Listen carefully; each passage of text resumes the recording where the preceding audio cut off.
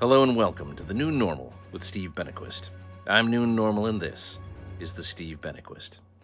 Well, it's January 11th, 2021, and this is episode 96 of the New Normal with Steve Benaquist. And as you can see, we're still in the New Normal library, keeping it casual in this comfy chair, the books behind us.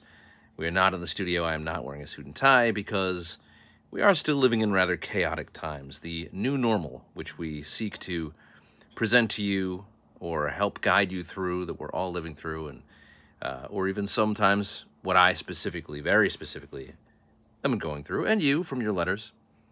But what we're all going through right now, really the height of the COVID epidemic in this country and in many other parts of the world, as well as the death throes of the Trump administration and its outgrowths. This is a very specific new normal to address, and while for a lot of us, maybe we've turned to our various coping mechanisms over the last year, I know all of us have been tested. I at times drank a little more than usual. I did sometimes healthy things. Today, I addressed my stress with a nice jog and a hike. I did a lot. There's a lot of steep hills with old stairs, like the ones that Laurel and Hardy moved a piano up in the movie The Music Box, 1931, I think. Literally those steps. I ran up those this evening, worked up a sweat, took a shower, then dried myself off and put clothes on. You know, the normal things. I may yet have a drink, but right now that's not how I'm coping with this. I'm flexing it out.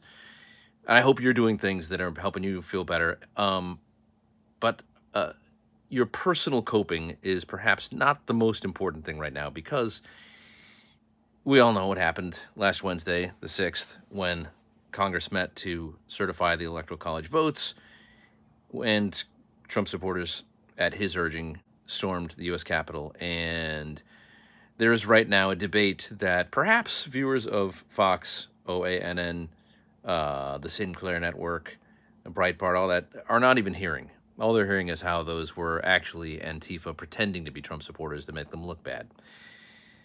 So it is perhaps more important than ever that this new normal, this weird bubble that we're feeling at the very end, or who the hell knows what's going to happen. Inauguration Day is bound to be crazy. Things have gotten so bad.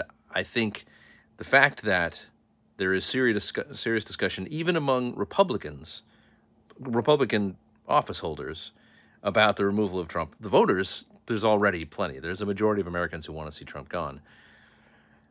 For the 25th Amendment being invoked, or an impeachment again, that I think it is incumbent to make sure that this incumbent gets the hell out. And contact your congresspeople, you know. I'm in Southern California, so I know that who my representative is and who my senators are.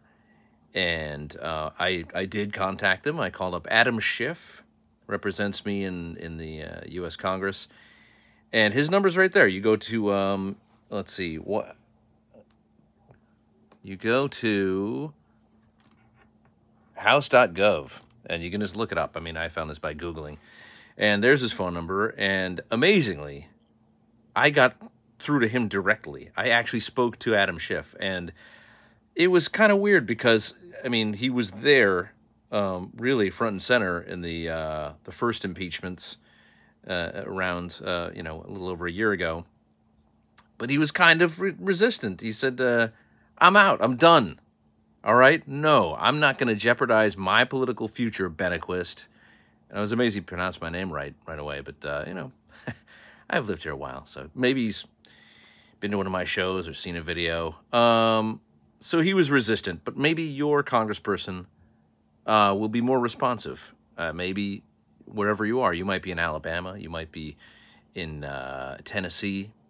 You give him a try. Call him, email them, and because, as has been pointed out by Robert Reich, on with a name like that, you really don't expect him to be anti-Trump, but maybe, you know, there were the first and second Reich also. Maybe he's somewhere down the line. Where was I? Ah, yes. As Robert Reich pointed out on Twitter, Republicans who say we can't impeach a president 10 days before an inauguration had no trouble confirming a Supreme Court justice just 8 days before an election. So, I would say there's a number of reasons to seriously consider it. Most of them are in think pieces around there, but in a nutshell, even if the two-thirds majority of the Senate did not approve the conviction, and it was only a simple majority of 51, totally doable, it would keep Trump from ever holding any office again or running for it. And he's going to run in 2024, or at least pretend he's going to, so that he can remain relevant and exert power and keep people who have a lot of power over his various cases that are pending and the new legal troubles he'll have fearful and helpful and manipulable. So, and also, I mean, there was a major crime committed, at least one. We're just talking about the events of January 6th, but what we're saying is, I think this would free up the Biden administration from years and years of fighting that really devolves. It'll instantly devolve into politics. I mean, already the day after it happened, Republicans were kind of acting like, is this really a big deal? So I think swift, decisive action of some kind, just to get the ball rolling. He can still be tried for all those other things, but go for it. So I called Adam Schiff.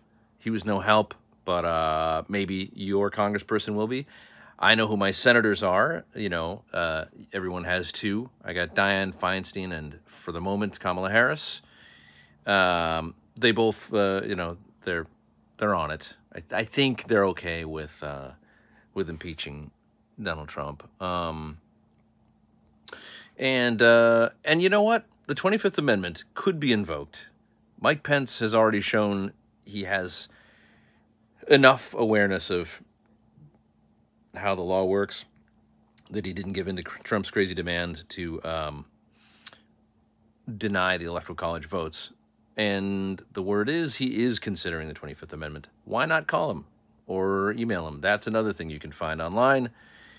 He's at VP on Twitter. I don't know if he looks at his own thing. But here's the thing, though. Don't go to contact the White House, because Trump himself might be the one to field those emails. Sorry, Mike. No emails today. Funny thing. I never said that I was a good impressionist. But if you like that, you know, enjoy it. But, you know, there's got to be a way. I think you could Google around. What else has he got to do? I mean, it's the end of the world. So, that's it. That's a new normal that hopefully will be very short-lived. It'll be impossible for time travelers from the past to understand this video. And looking back on it from the future, you'll say, what the hell was going on in early January 2021 that I should have been so worried? Anyway, that's it. I mean, I think maybe I'll go pour that drink now. This is water because I jogged and I ran up the Music Box steps. It's not a very funny time. Maybe I'll go put another bucket on my head like last episode. Oh, so yeah, we're at episode 96. If you like this show, please like it, share it, press subscribe so that you will be notified when new episodes come out, which is 3 times a week, Monday, Wednesday, Friday. You can join the Facebook page. You can follow us on Twitter. And if you do either of those things, along with donating something to the show, by January 20th, Inauguration Day, also episode 100 of the show, you will win a chance to win a new normal shirt. You pick the size. You pick the size. I'm not going to pick the size. How would I? Be ridiculous. You pick the size and the color. There's an array of colors. You will be the talk of the party that you go to via Zoom, wearing your new normal shirt. So that's that. Go ahead and have yourself a nice day. All right? This is Steve Benaquist. Till next time, reminding you that if it ain't new, it ain't normal.